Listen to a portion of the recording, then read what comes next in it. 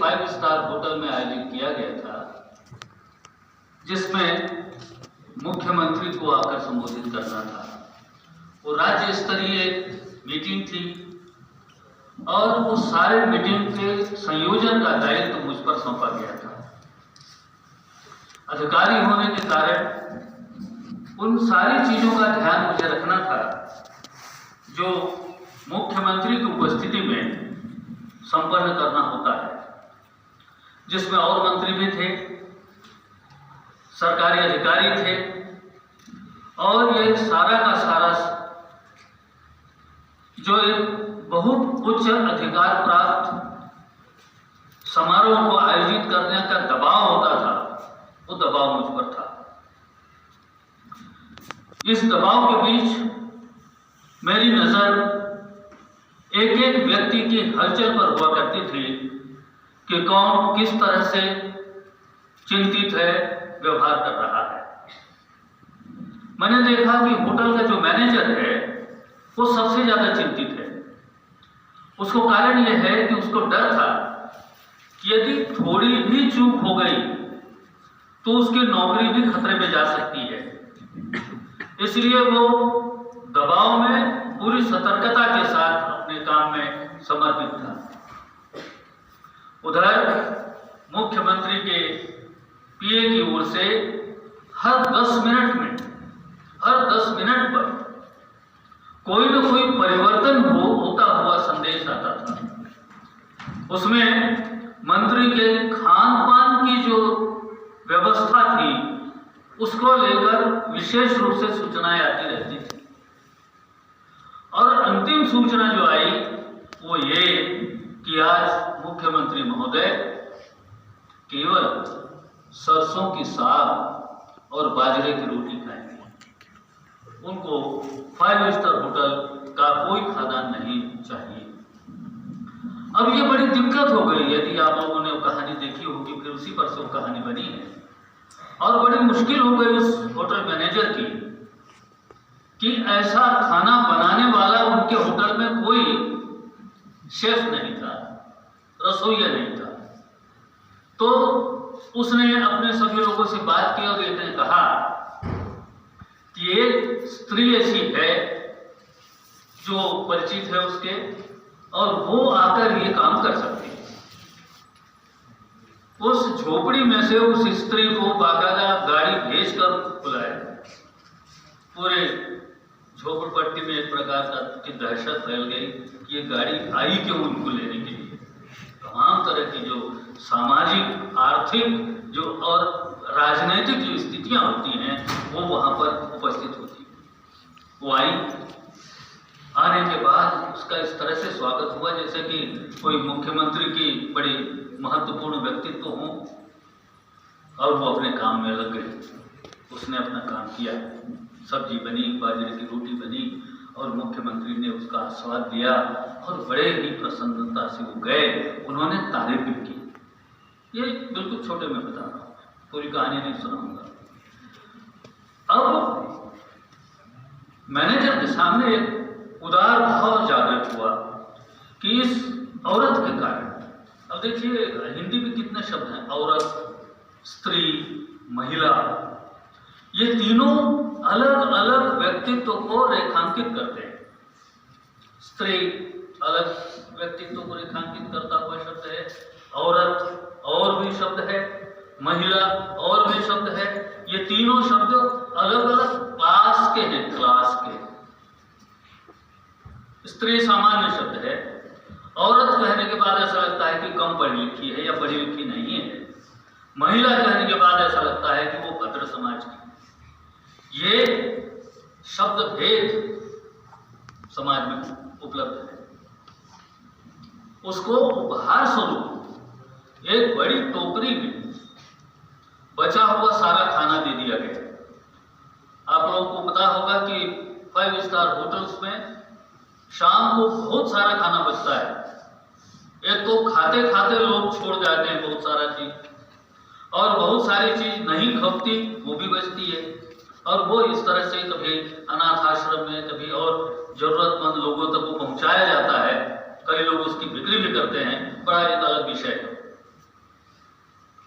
वो टोकरी लेकर बड़ी खुशी से, पहली बार ऐसा उसको लगा कि वो बहुत संपन्न हो गई है। लेकिन उसको डर भी है, क्योंकि रात के 11:30 बजे हैं। डर यह है कि रास्ते में तमाम भिखारी हुआ करते हैं, पता नहीं कौन मेरी टोकरी छीन ले, क्योंकि भूख आदमी को कुछ भी करने के लिए विवश कर सकती है। और इस डर को लेकर अपनी टोकरी संभालते हुए घर पहुंचती है।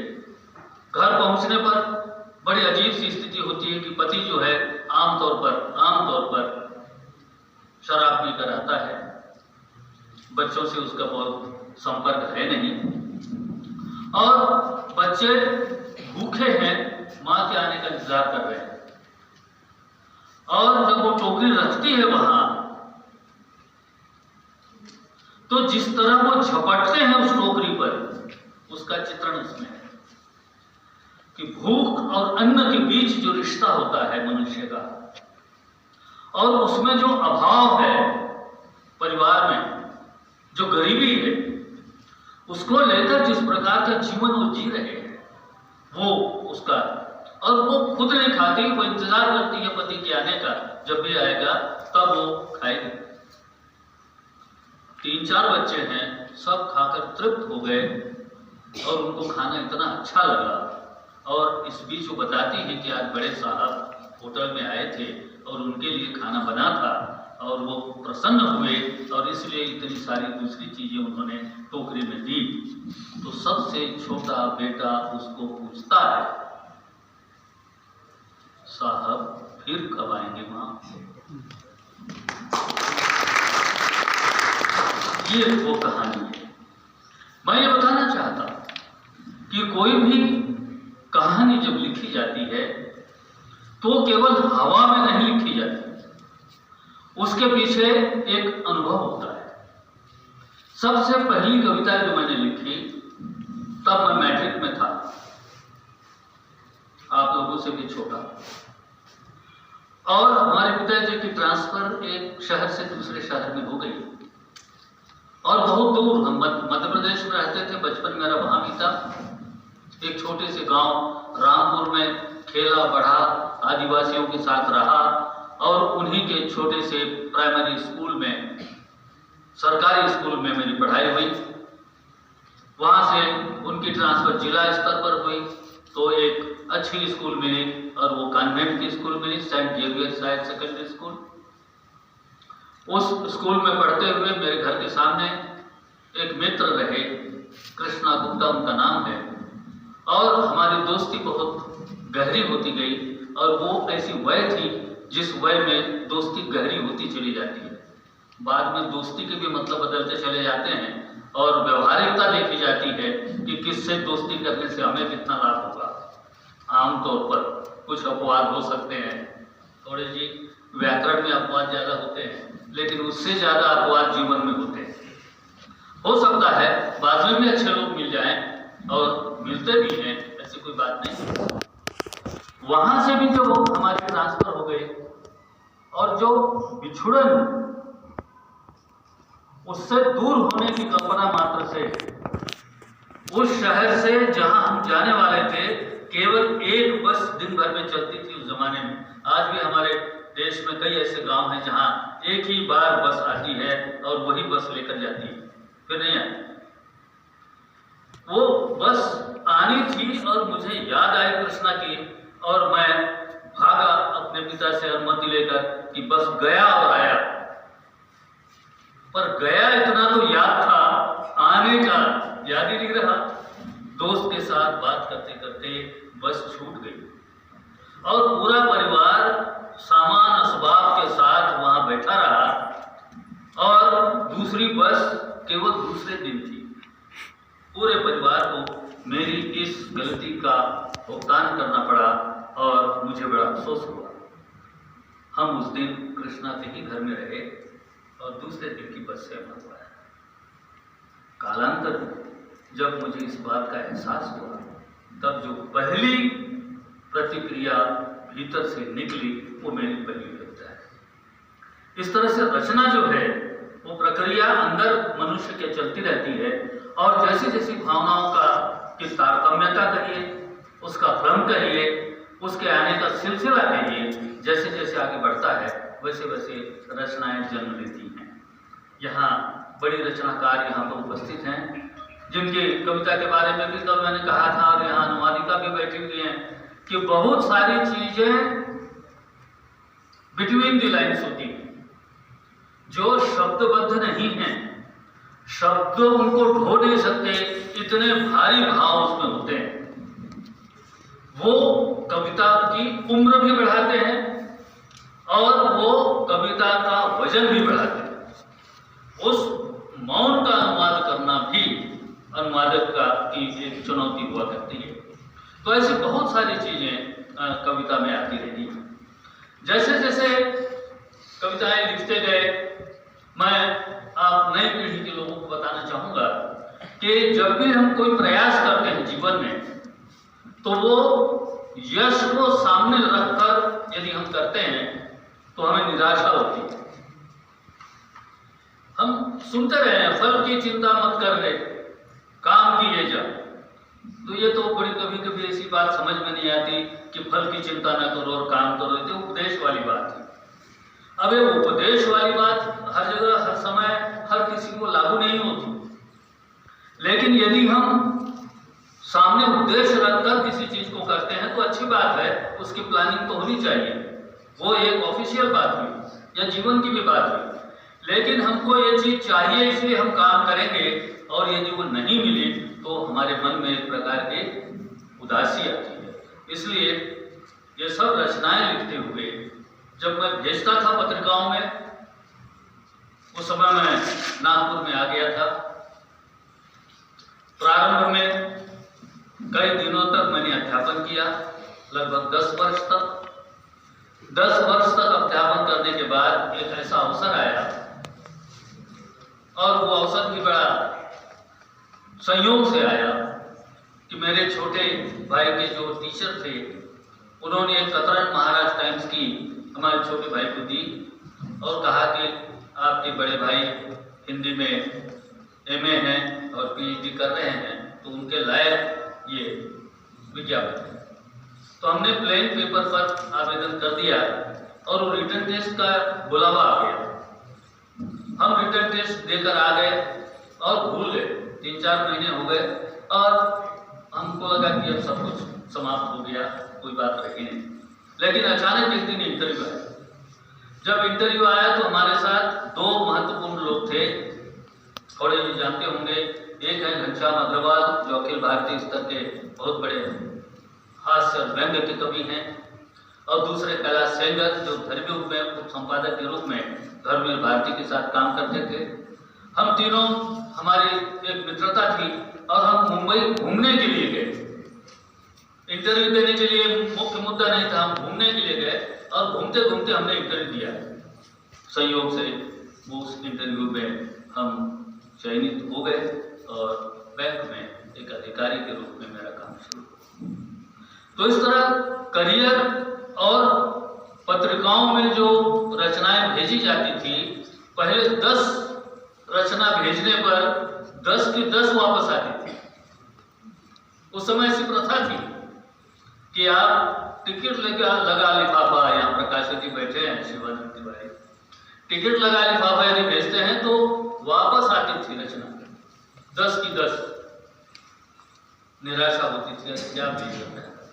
फिर धीरे से कभी और 10 भेजे तो 1, कभी 2, कभी 3, और ऐसा करते करते कभी 8 तक 9 तक छपने लगी और 10 की 10 छपती हैं।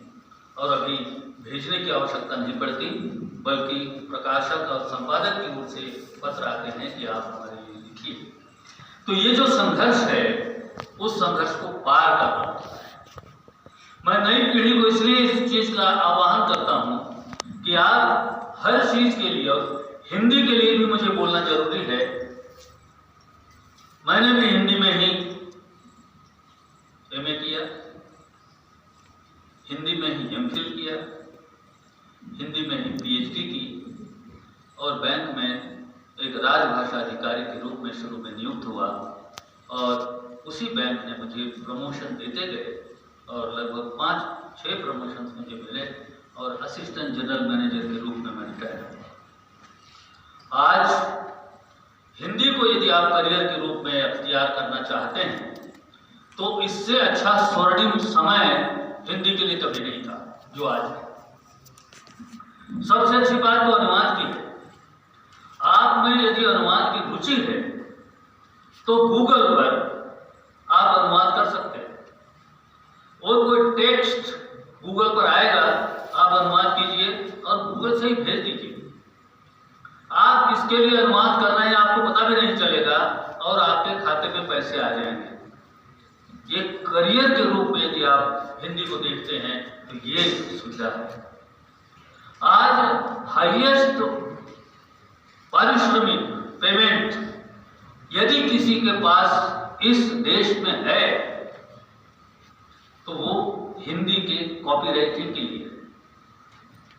जो विज्ञापन हम टीवी पर देखते हैं या अखबारों में छपते हैं, ये विज्ञापन कौन तैयार करता है? ये विज्ञापन हिंदी के छात्र और हिंदी के विद्वान तैयार करते हैं। उन विज्ञापनों के माध्यम से आप बहुत ज्यादा कमाई कर सकते हैं।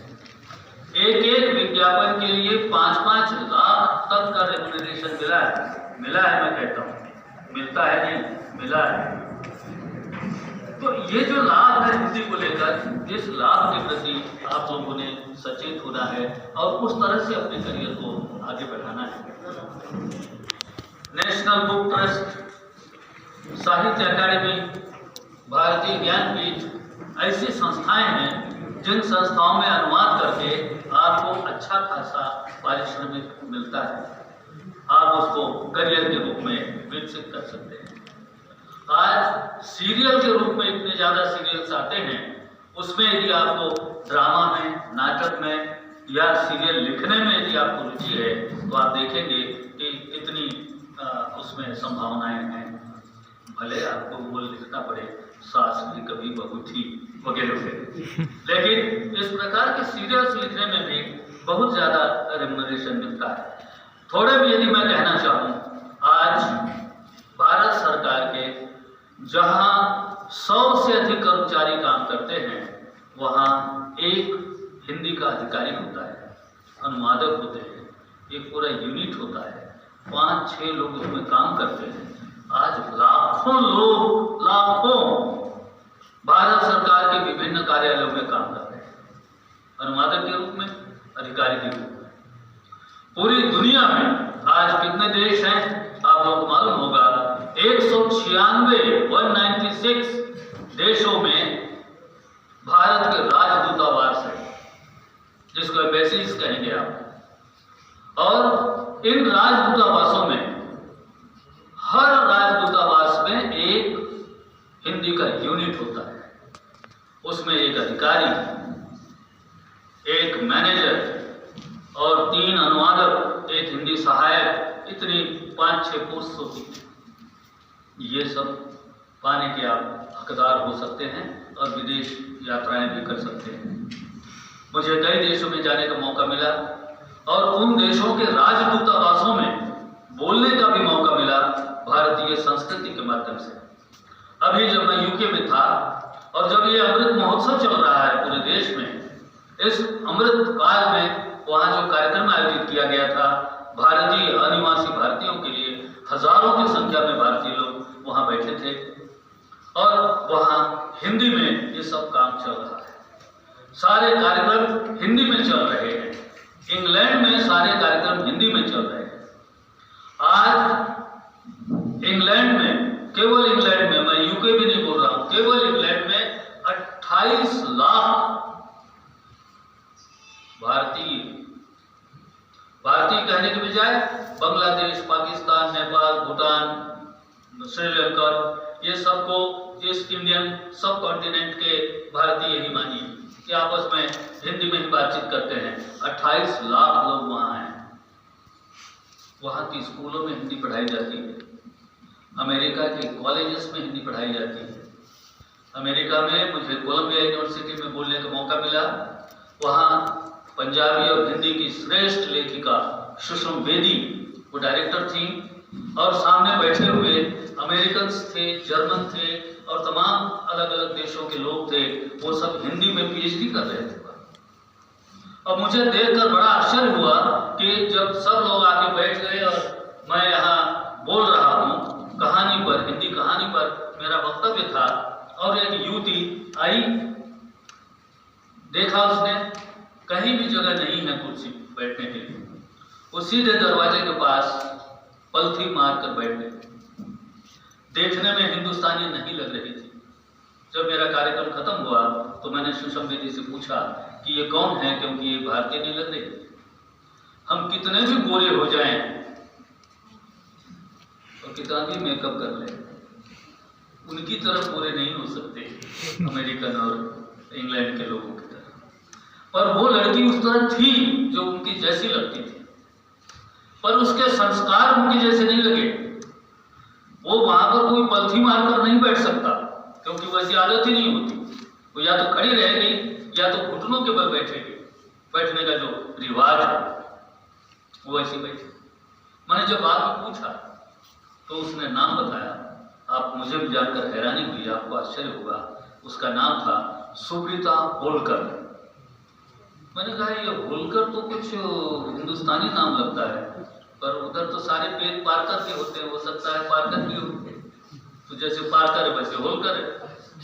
मैंने कहा ये होलकर कहाँ के हैं? तो बोले ये 7वीं पीढ़ी है होलकर की, 7वीं पीढ़ी है अहिल्याबाई होलकर की, और ये जर्मन माँ है उसकी, और होलकर भारतीय है। और वो अंग्रेजी मार्टिन लूथर और महात्मा गांधी, इन दोनों के शांति संदेश का तुलनात्मक अध्ययन हिंदी में कर रहे हैं। तो ये जो स्थितियां हैं विश्व में हिंदी की, या जब जोहान्सबर्ग गए तो वहां के कार्यक्रम में वहां के शिक्षा मंत्री आए थे, वो विश्व हिंदी सम्मेलन था। चंद्रदेव जी हमारे साथ थे। साहित्य अकादमी में काम करते हुए सबसे ज्यादा सहयोग मुझे डॉक्टर चंद्रदेव जी का मिला। हम लोग महाराष्ट्र सरकार के प्रतिनिधिमंडल में जोहान्सबर्ग गए थे। वहां के शिक्षा मंत्री ने जो बात कही मैं केवल दोहरा रहा हूं।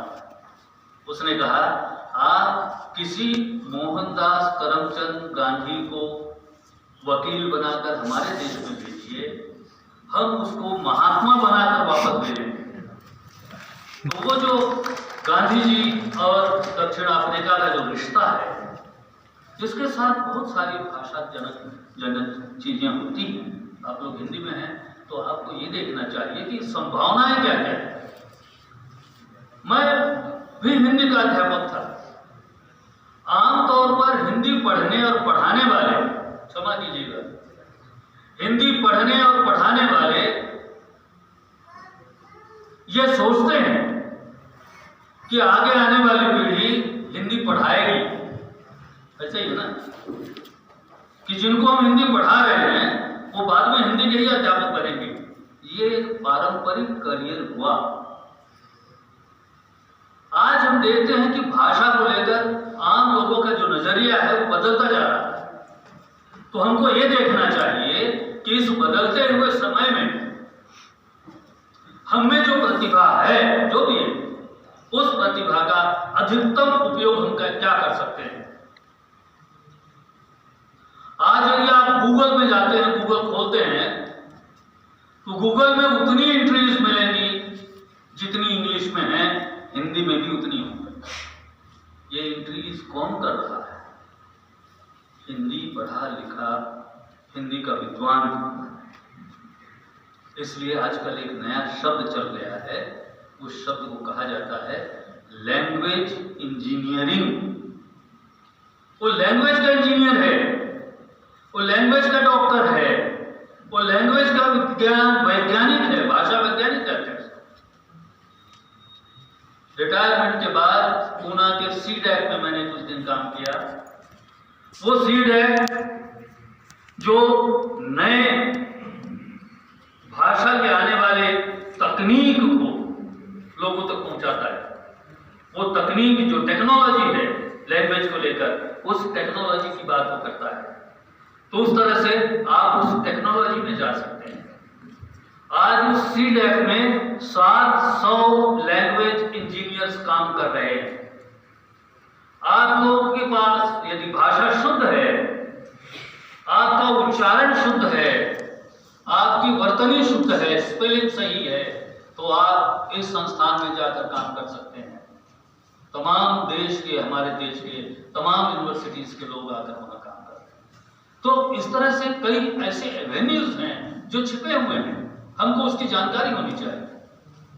2007 में बिल गेट्स हिंदुस्तान में आए और मुंबई में एक समारोह में उन्होंने कहा कि इस देश को अंग्रेजी के साथ इंडियन लैंग्वेजेस के इनबिल्ट सॉफ्टवेयर की आवश्यकता है। तब तक हम फ्लॉपी डालते थे, CD डालते थे, सॉफ्टवेयर का इस्तेमाल करते थे, लेकिन इनबिल्ट नहीं था। आज हमारे कंप्यूटर्स में 14 भाषाओं में, इंडियन लैंग्वेजेस में इनबिल्ट सॉफ्टवेयर नहीं, बल्कि माइक्रोसॉफ्ट के इसमें। तो इस तरह से जो परिवर्तन हो रहा है भाषा को लेकर, आपकी निगाह उस परिवर्तन पर होनी चाहिए। जिस आदमी के विवेक में समय के परिवर्तन को जांचने, परखने, आत्मसात करने और पहचानने का मादा है, वो दुनिया में कहीं भी जा सकता है, दुनिया में कहीं भी जा सकता है। विजय भटकर जो आज नालंदा यूनिवर्सिटी के वाइस चांसलर हैं, वो अकोला के पास एक मूर्तिजापुर नाम का एक छोटी सी जगह है, उस मूर्तिजापुर में मराठी मीडियम जिला परिषद के स्कूल में पढ़े और बाद में आगे आए। राजीव गांधी के जमाने में जो वो प्रधानमंत्री थे, सारी दुनिया में कंप्यूटर का जो नेटवर्क फैलना था, उस कंप्यूटर के नेटवर्क के लिए एक मास्टर सुपर कंप्यूटर की आवश्यकता हमारे देश को थी, जो केवल अमेरिका के पास थी पूरी दुनिया में, और अमेरिका ने उसको देने से इनकार कर दिया। इस मराठी मीडियम में पढ़े हुए विजय भटकर ने, जो बाद में वैज्ञानिक बने, उनको भारत सरकार ने डायरेक्टर के रूप में CDAC में स्थापित किया और उन्होंने वो सुपर कंप्यूटर बनाकर दिखाया। तो हमारे मन में ऐसी बात नहीं होनी चाहिए कि हम मराठी में हैं या हिंदी में हैं तो हमको आगे हम जान। आपकी जो प्रज्ञा है, आपकी जो बौद्धिक संपदा है, आपका जो विवेक है, आपके सपने को साकार करने का जो परिश्रम है, वो निश्चित रूप से आज नहीं तो कल साकार करेगा आपके जीवन। तो इस तरह से हिंदी को लेकर मैंने जो आत्मसात किया कि जिस राह पर हम चलें, ऐसे चलें कि जिसके आगे राह न हो। आप यदि हिंदी अभी पढ़ रहे हैं तो ऐसी हिंदी पढ़ें कि उसके बाद हिंदी में पढ़ने के लिए कुछ न बचे, अंतिम छोर तक आप जाएं। उस तरह से यदि आप किसी चीज को आत्मसात करते हैं, किसी भी चीज को, केवल हिंदी को ही नहीं, किसी भी चीज को, तो आपकी विशेषज्ञता दुनिया आज नहीं तो कल मानेगी और आपको वो सपना देगी पूरा साकार करके जो आपके मन में। कुछ कविताएं कह के मैं अपनी बात समाप्त करूंगा। मुझे मालूम है कि मैं शिक्षा संस्थान के मंच पर खड़ा हूं और शिक्षा मनुष्य की तीसरी आंख होती है। शंकर जी की तीसरी आंख थोड़ी उतनी, क्या कहेंगे, सकारात्मक नहीं होती कि वो खुल गई तो जरा गड़बड़ होती है। लेकिन यदि शिक्षा की तीसरी आंख किसी की खुल गई तो उसका पूरा उद्धार हो जाता है। मैं उस मंच पर खड़ा हूं। थोड़ा सा देखें, मैंने गोल्ड मेडल के साथ डिग्रियां ली।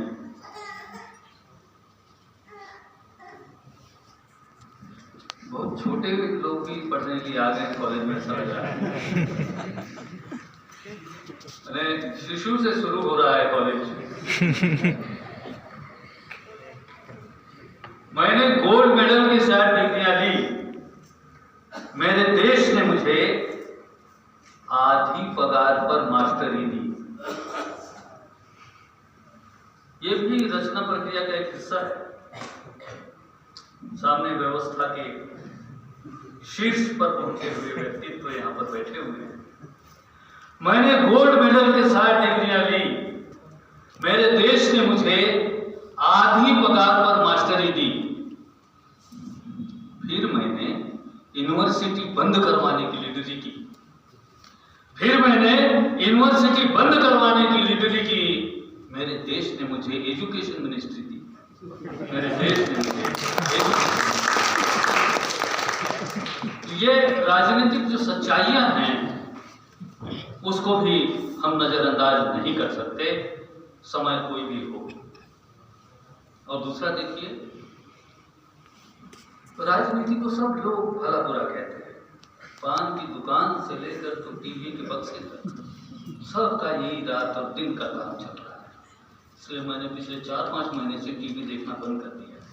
टीवी देखता ही नहीं, कुत्ते बिल्ली की लड़ाई कितने दिन तक देखते बंद ही कर। आम आदमी की क्या पार्टिसिपेशन की स्थिति है? आम आदमी कैसा है? देखिए, मैंने पक्षियों के माध्यम से, चिड़ियों के माध्यम से और पक्षी जो है उनके स्वभाव के माध्यम से